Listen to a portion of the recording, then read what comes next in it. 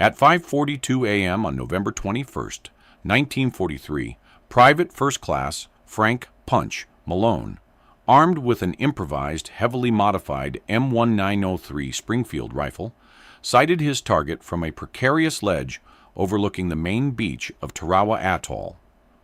The tropical sun was not yet fully risen, but the air was already thick with the smell of coral dust and burnt cordite.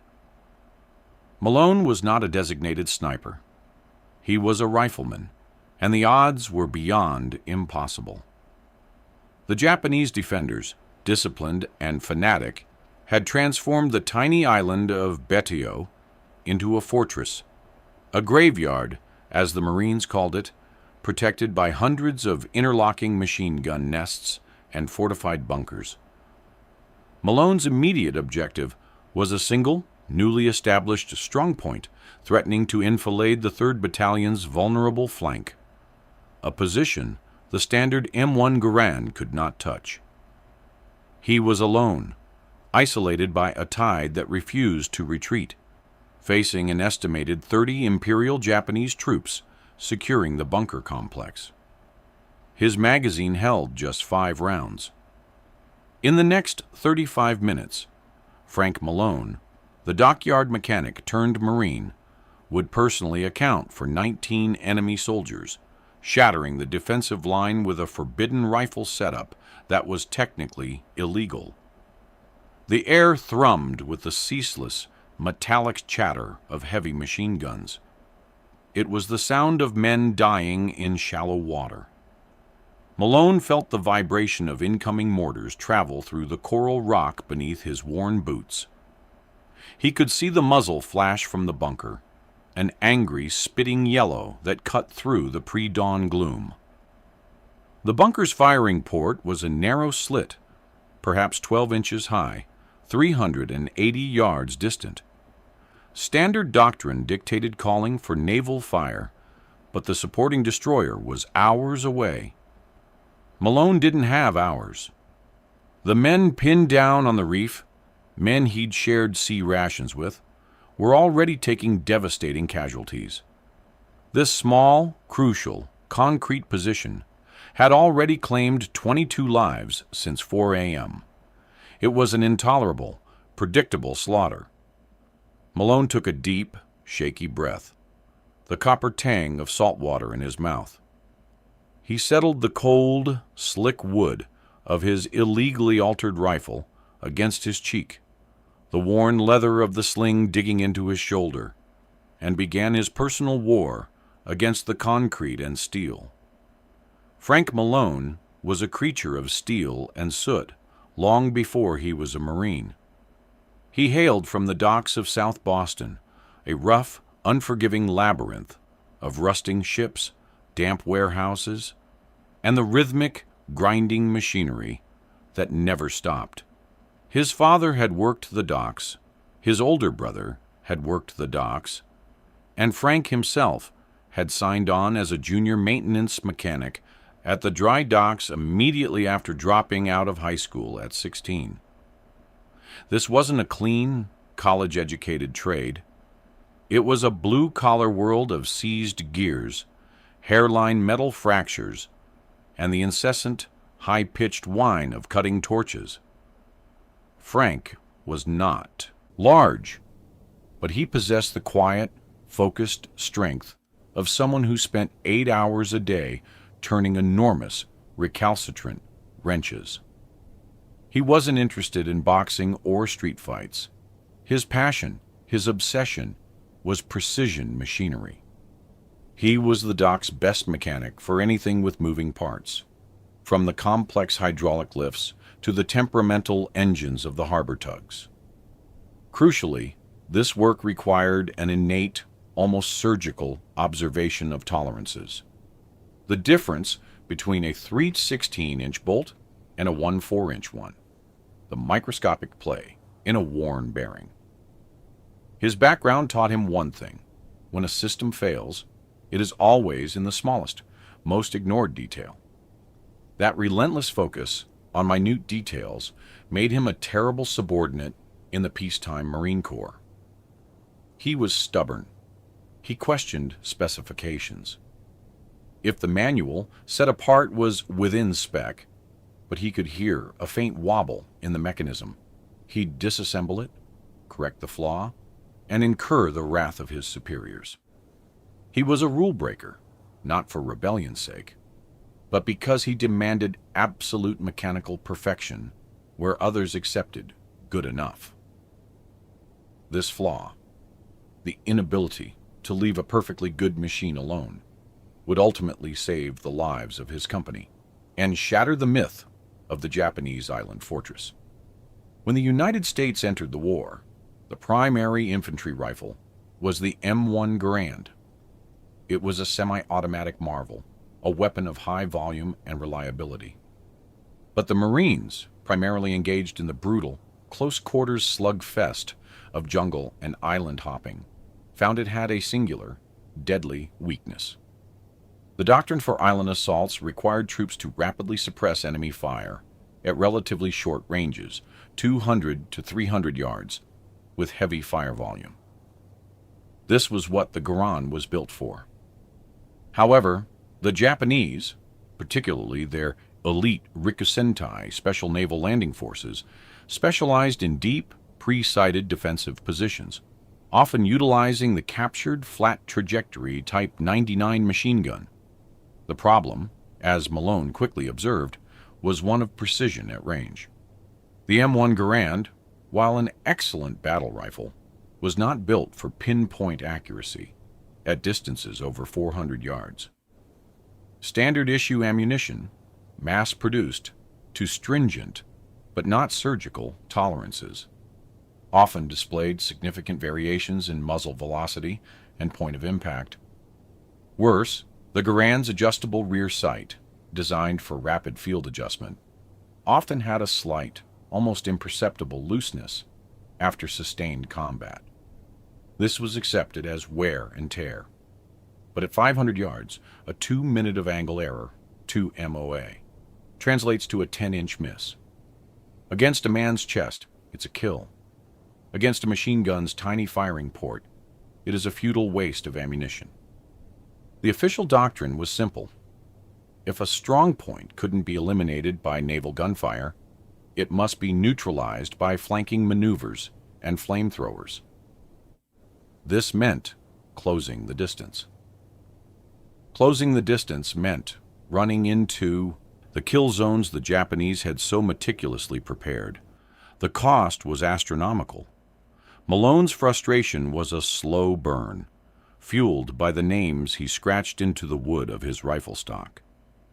He watched the failures up close.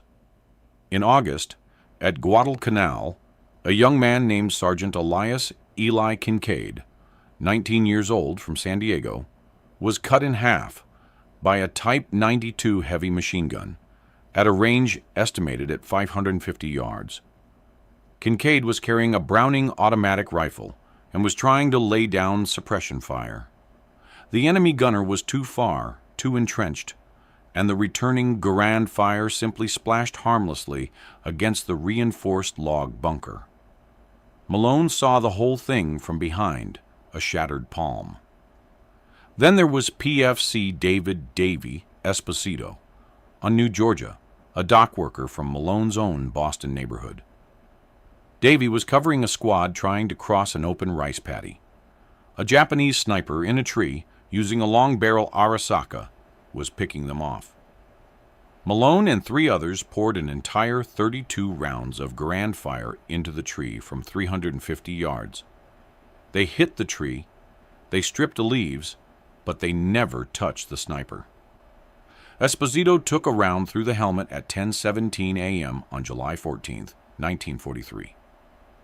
Malone had watched him die.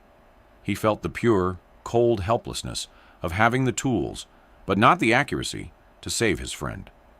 The statistics were horrifying. In the initial assaults across the Pacific, the 1st Marine Division's unexplained casualty rate from entrenched positions at ranges beyond 400 yards was estimated at 18%. This was fire that should have been neutralized, fire that regular riflemen were failing to suppress. This accounted for the loss of 73 personnel in the 11 weeks leading up to the Tarawa operation, not including close-quarters fighting. The high volume of M1 fire made officers think they were accomplishing something. They weren't. "The Garand is a fine weapon, Private," Captain Wallace told Malone after Esposito's death, dismissing Malone's concerns about accuracy. "It's within spec. The enemy is simply showing extraordinary discipline. We overcome that with aggression, not marksmanship." Aggression. Malone spat the word out like a piece of grit. Aggression only got men killed faster. The root cause, as clear as the brass casings littering the jungle floor, was the systemic abandonment of the M1903 Springfield rifle. The Obro III, a bolt-action rifle, had been the standard until the Garand arrived. It was heavier, slower, and held 5 rounds to the Garand's 8. But the early models built to pre-war standards possessed a level of barrel and action precision that the mass-produced Garands simply couldn't match. An M1903 with a tight, well-maintained barrel could hold a 1.5 MOA group out to 600 yards. The Garand was lucky to hold 3 MOA. In the rush to arm the entire force with the semi-automatic rifle, the right decision for maneuver warfare, the military had discarded its most precise tool. Malone realized he didn't need volume. He needed a surgical scalpel. He needed to shoot through a 12-inch slot from the length of 4 football fields. And the Garand couldn't do it.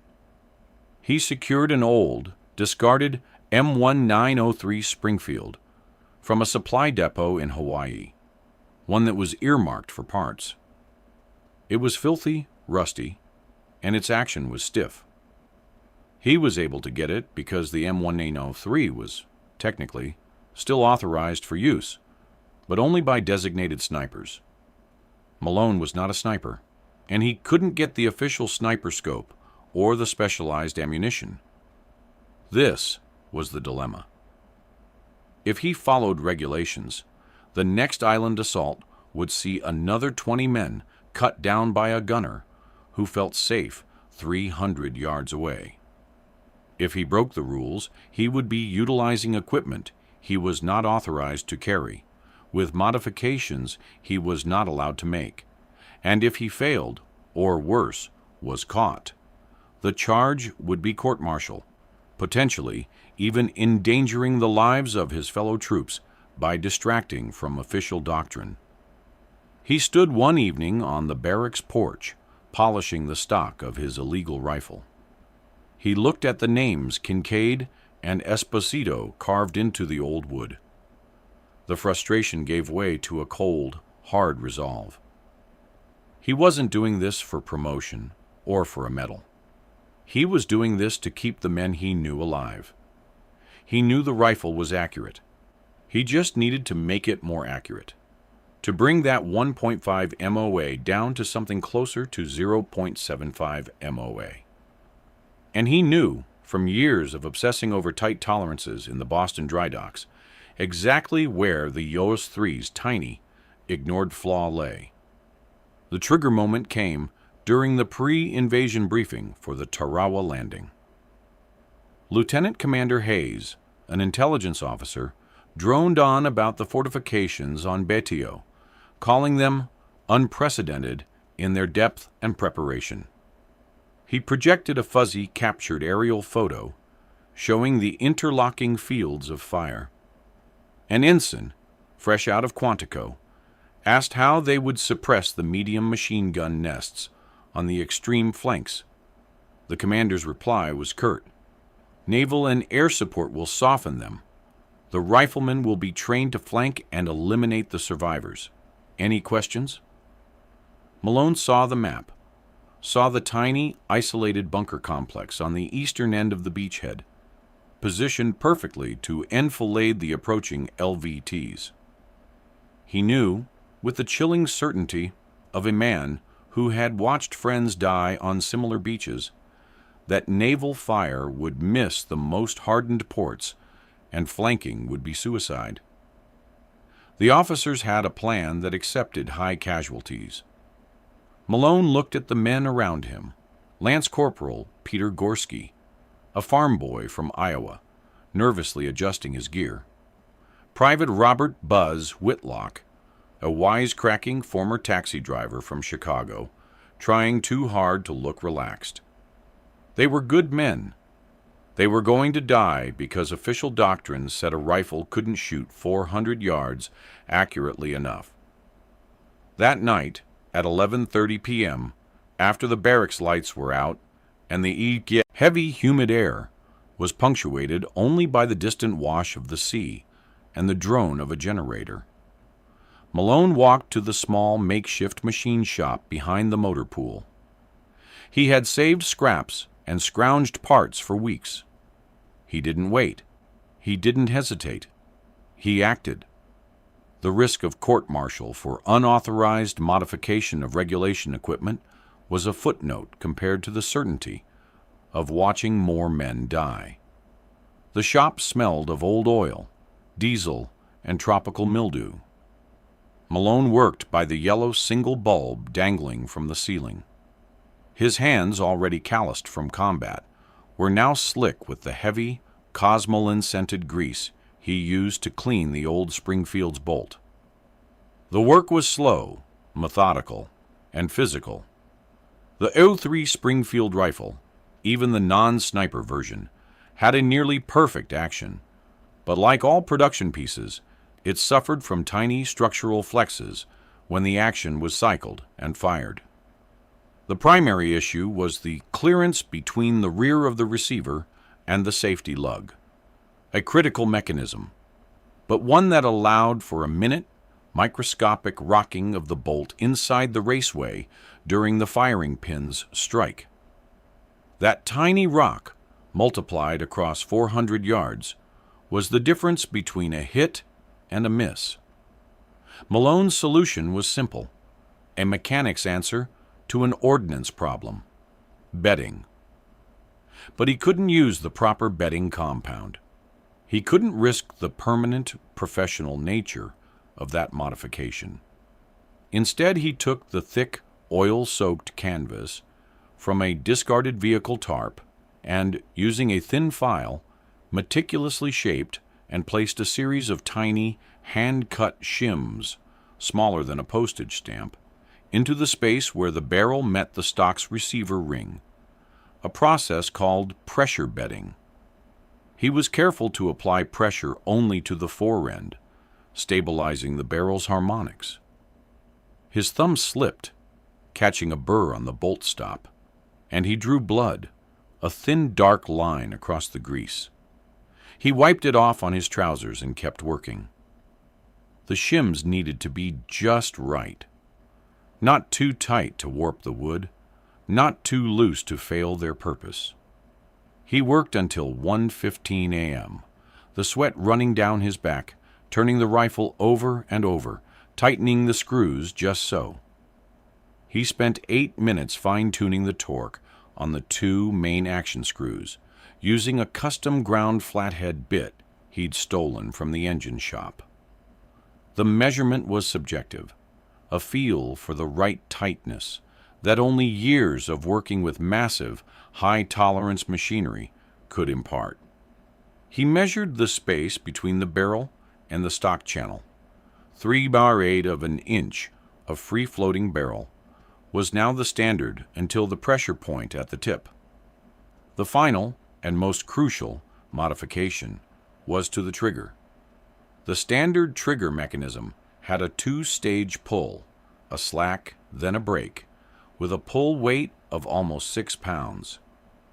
Malone took the assembly apart and, using a piece of extremely fine 800 grit emery cloth and a tiny drop of mobile grade hydraulic oil, polished the sear and trigger engagement surfaces to a mirror finish.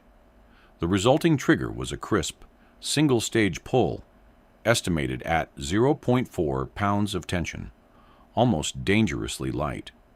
It was technically unsafe, a violation of every military ordinance, and a guaranteed ticket to the brig. He looked down at the Frankenstein rifle. It was heavy, smelled of brass and solvent, and felt perfectly balanced. It was his, and he was certain it would work. He risked dishonorable discharge, but he had removed the small fatal wobble from the rifle. He had perfected the imperfection. At 3:45 a.m. November 20th, the stench of aviation fuel and the roar of LCVP engines filled the troop hold. Malone checked his 5-round stripper clips, the 30 Euro 6 rounds polished, to remove any trace of grease. He watched Gorski and Whitlock checking their M1 Garands.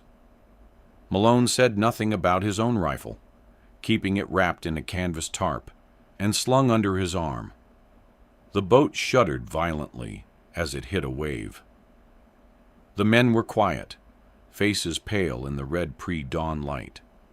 On the ramp, Lieutenant Stevens, who had reluctantly given Malone permission to carry the 03 on the basis of a personal preference for the sight picture, looked at Malone's rifle with a tight jaw. "Malone, don't do anything stupid. Stick to the doctrine." Malone just nodded, tightening the custom-braided leather sling. He knew what he had done. He knew what he risked. As the ramp dropped, revealing the terrifying, bullet-swept water, all he could do was walk toward the beach. The boat grounded further out than planned, forcing the Marines into deep water, vulnerable to the interlocking fields of fire. The objective was the eastern end of Red Beach 2, a landing zone immediately threatened by the concrete strongpoint B2. The landing was a catastrophe. Within minutes, the sound of the enemy's Type 92 machine guns, a slow, heavy thump, thump, thump, was relentless. It wasn't standard Garand fire, which was a constant, tearing rattle. This was controlled, methodical fire that was cutting down the advance like a scythe. "We're pinned!"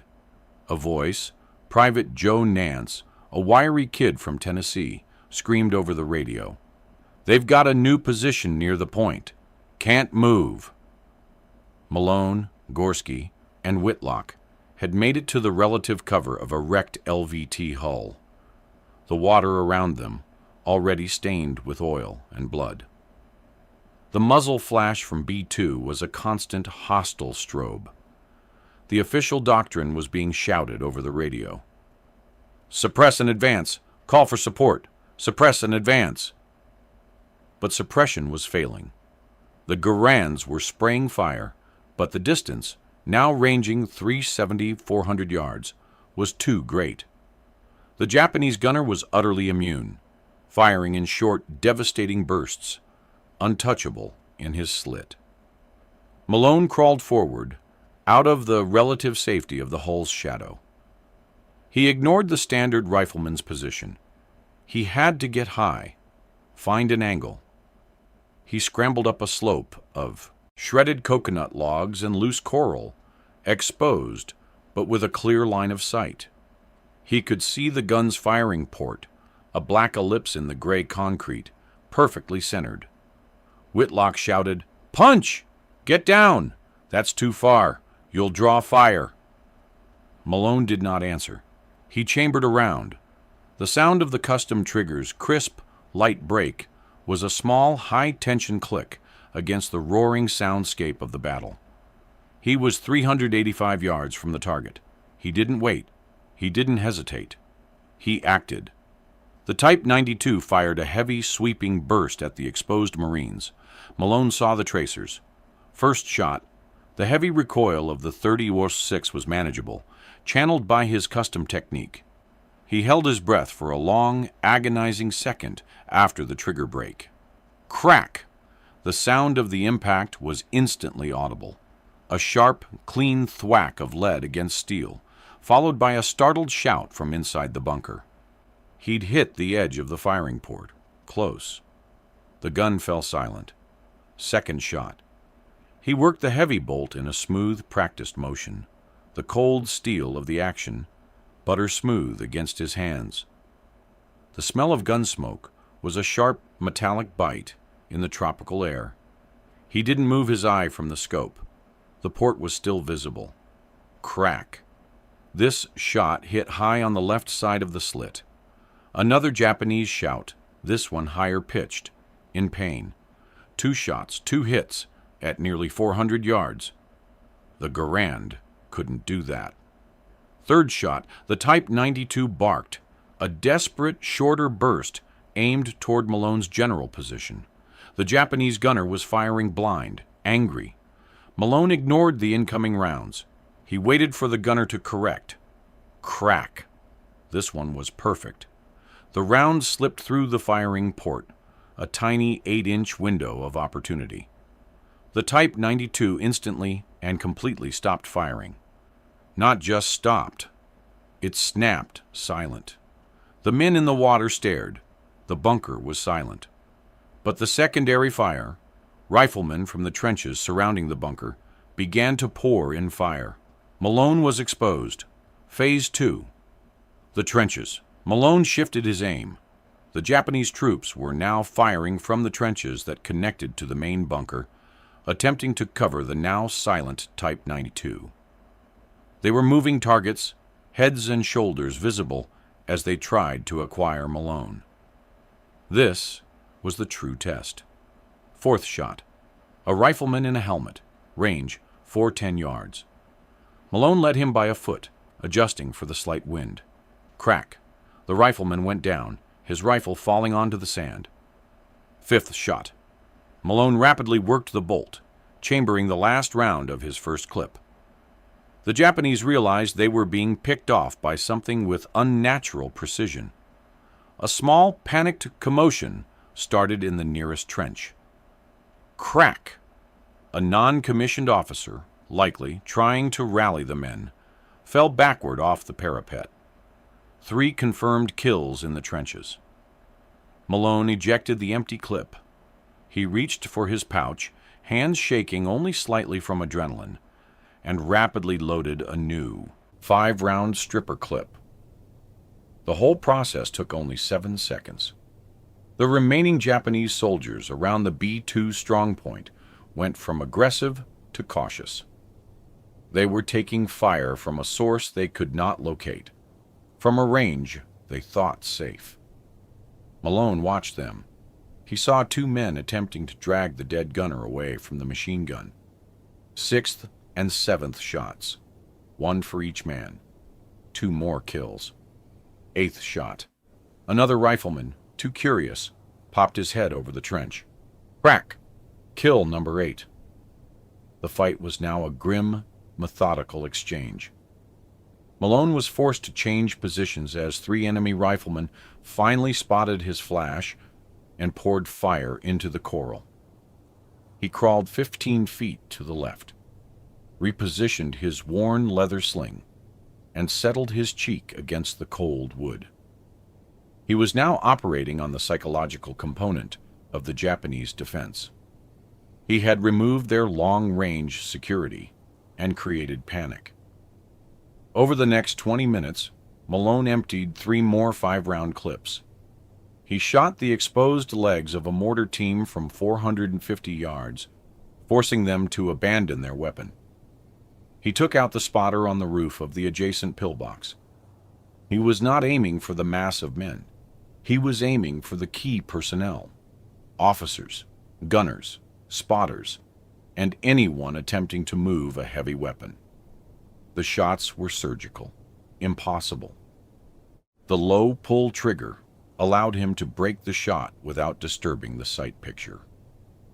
The custom bedding ensured the barrel harmonics were consistent, sending the .30-06 round on a mathematically predictable flight path. The machine gun nest B-2 was now completely neutralized, its crew killed or forced deep into the bunker. The surrounding trenches had lost their cohesion. Malone counted the bodies littering the coral and the tops of the trenches. The final count, before the main assault advanced, was staggering. He climbed down from the rubble, his arms aching, his ears ringing. He had 19 confirmed kills in an engagement lasting less than half an hour, using a rifle that should not have been able to achieve such accuracy. He was down to 800 rounds remaining in his personal store of reserve ammunition, which he was also unauthorized to carry. He said nothing. He simply joined the advancing Marines, the roar of the M1 Garands now covering the distance he had cleared with a single, slow, surgical instrument. The beach was secured within the hour, the initial flanking maneuver, a costly but decisive success. As the 3rd Battalion moved inland, Malone stayed back momentarily. Lance Corporal Gorski ran up to him, his face a mask of disbelief beneath the sweat and grime. "Malone, what the hell was that?" Gorski asked, not even yelling. Malone was processing. He felt a dull, hollow exhaustion, not triumph. He checked the Springfield, wiping the salt and dust from the bore. "A clean rifle," he simply said. Sergeant First Class Miller, the platoon's senior NCO, walked over, his face grim. He looked at the bunker, then at the bodies scattered and focused around the strong point. 19, Miller whispered, counting the visible casualties around the position. "I saw 5 of them, clean shots, through the firing slit." Miller stared hard at Malone's odd bolt-action rifle, its stock custom-smoothed, its sights modified. He was a stickler for regulations. But he had also seen what happened when the Garands couldn't reach out and touch someone. He saw the 22 men B-2 had claimed earlier that morning.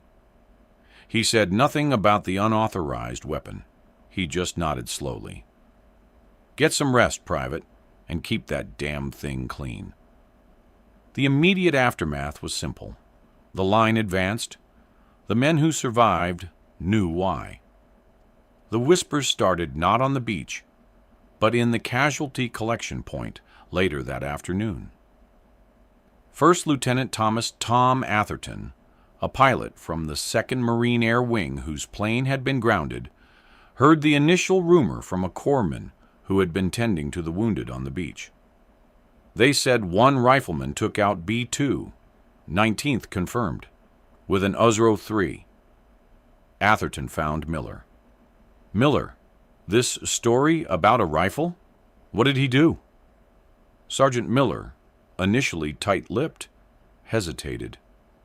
He looked at the chaos of the field hospital. "He found a way to make it shoot straight, Lieutenant. Straighter than the manual says it should." Word spread like a jungle vine. It bypassed officers and engineers entirely. It went from mechanic to mechanic, from fire team leader to fire team leader. The Marine Corps had a small but present supply of old M1903 rifles in storage. Suddenly, everyone wanted one. Ask about the shims. Get the lightest trigger you can. It's not in the manual, Malone's rig. You have to feel it. By morning on the 2nd day, a small black market trade in old 800 grit emery cloth and discarded canvas shims had begun. Field armorers, who had initially scoffed at Malone's work, were now quietly teaching Marines how to safely shave down the sear for a lighter trigger pull. The work was done after hours, in the dark, usually with a friend standing guard. It was an underground, unauthorized modification, universally known as the punch rig. Officers started to notice the change in long-range effectiveness. They saw fewer men cut down by machine gun fire from distant pillboxes. They saw unusual clustering of hits on enemy strong points. They attributed it to improved training or superior American aggression. There was no official documentation, no engineering approval, just whispered conversations in the field. A weapon modification that contradicted 5 decades of official ordnance regulations was being adopted by a fighting force desperate for an edge. It was the purest form of tactical evolution, necessity circumventing bureaucracy. The Japanese pilots of the Imperial Navy Air Service were the first to notice the shift in air-to-air combat. But the ground troops at Tarawa were the first to feel its lethality. Major Takeo Harada, a highly decorated intelligence officer attached to the Rikusentai on Betio, noted the peculiar silence of B-2 in his final combat log, retrieved days later. He wrote, "The expected suppression fire from the American semi-automatic rifle is disorganized. However, the machine gun posts are being eliminated at an unusual surgical rate.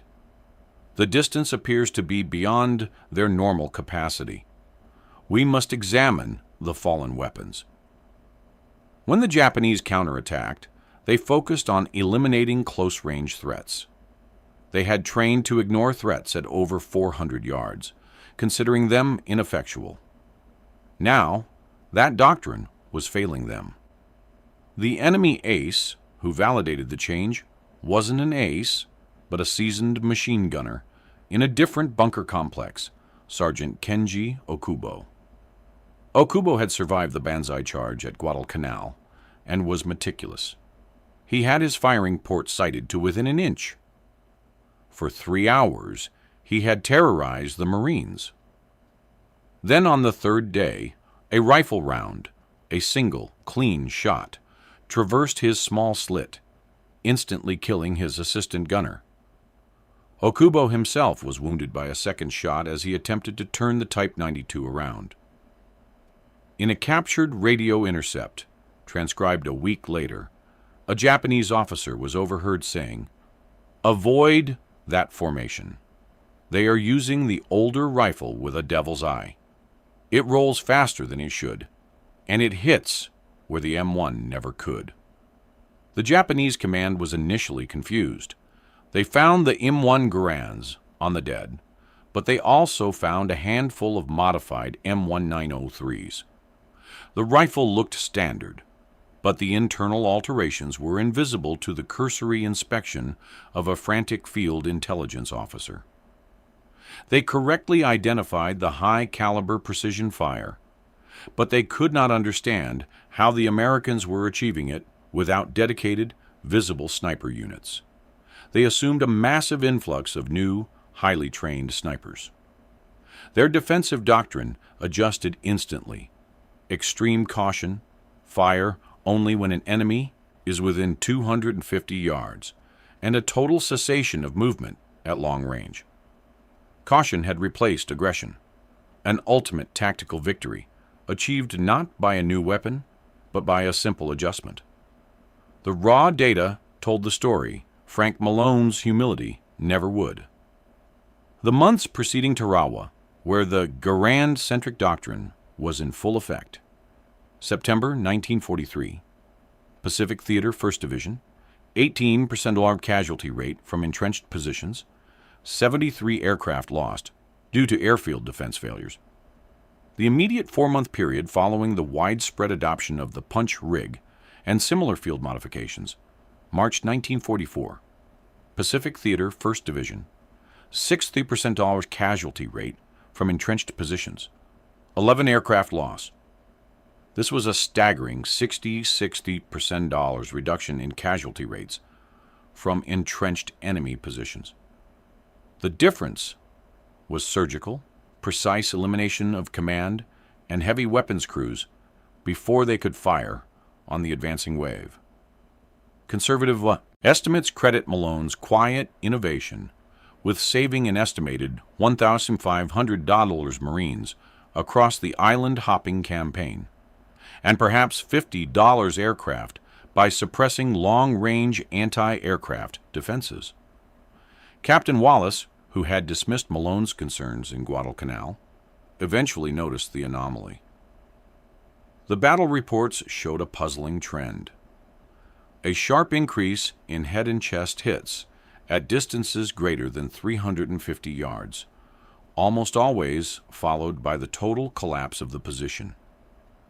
He ordered a full inspection of the equipment.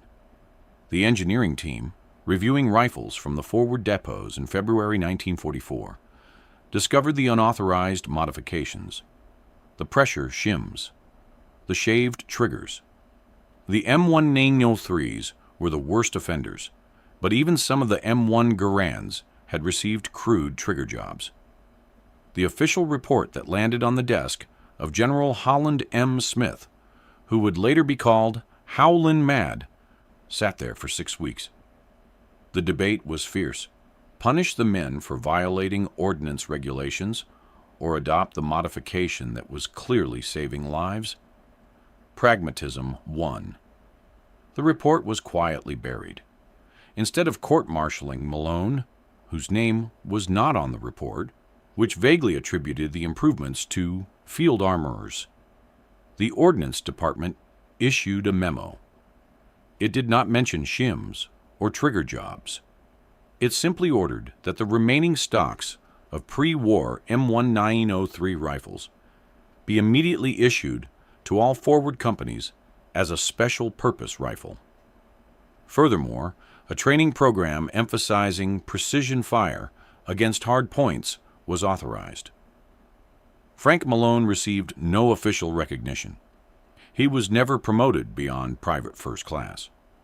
Official documentation attributed the improvement to an engineering analysis that re-evaluated the utility of the M1903 in static defense situations. No mention of the dry dock mechanic who risked prison to make the rifle shoot straight. Frank Malone survived the Pacific Campaign, landing on Guam and Okinawa. He carried the M1903 and his forbidden setup until the war ended, always cleaning the rifle meticulously, always silent about the reasons for its unique performance. He never sought recognition. He was discharged in 1945 and immediately returned to the only life he knew, the docks of South Boston. He didn't want a parade. He didn't want a government job. He opened a small, independent garage, Malone's Engine Works, specializing in repairing the heavy, complicated diesel engines of fishing trawlers. He was known for his obsessive attention to detail, a man who could hear a pin drop in a 16-cylinder engine. The shop was always quiet, always smelling of diesel and solvent. He never talked much about the war, only saying, "I did my job, that's all." He had an annual ritual, a phone call with Sergeant Miller and Lieutenant Atherton on November 21st, the anniversary of the Tarawa landing. No discussion of the war, just checking in. He never married. Frank Malone died peacefully in 1998 in his small Boston apartment at the age of 76. His obituary in the Boston Globe contained one paragraph about his service. Mr. Malone was a decorated Marine veteran of the Pacific Theater in World War II. He was particularly known for his specialized service as a rifleman during the landings at Tarawa. No mention of a forbidden rifle. No mention of the 19 men he killed in one engagement. Malone's innovation, the punch rig, was absorbed into the collective military unconscious. The small, unofficial modifications to stabilize the barrel and lighten the trigger became the basis for later, official military accuracy programs. The core principle that a rifle's barrel must be free to vibrate harmonically and its trigger must be light and crisp became a standard tenet of post-war competitive shooting and eventually a requirement for the U.S. Army's highly successful M24 sniper weapon system decades later. Historians, poring over declassified engineering reports and fragmented field diaries in the late 1980s, began to piece together the story. They found the anonymous engineering report detailing the unauthorized structural alterations and cross-referenced it with the massive drop in Pacific casualty rates. The calculation of lives saved, the one that credited Malone's simple, blue-collar mechanical skill with saving thousands, was finally revealed. This is how innovation actually happens, in the chaos of war. Not through committees, not through generals, through sergeants, privates, and mechanics. It doesn't come from an official request for a billion-dollar weapon system, but from one working-class man's stubborn refusal to accept an engineering flaw when it meant his friends were going to die. Frank Malone's M1903 was a symbol of pure, deadly initiative. It was the individual sacrifice of reputation and safety, risking a court-martial, that provided the collective impact. He never sought a medal, but his simple, forbidden modification saved more lives than a dozen high-level strategic decisions. If you found this story compelling, please like this video. Subscribe to stay connected with these untold histories of ingenuity and courage. Leave a comment telling us where you're watching from and what simple, overlooked act of defiance you think changed the course of the war. Thank you for keeping these stories alive.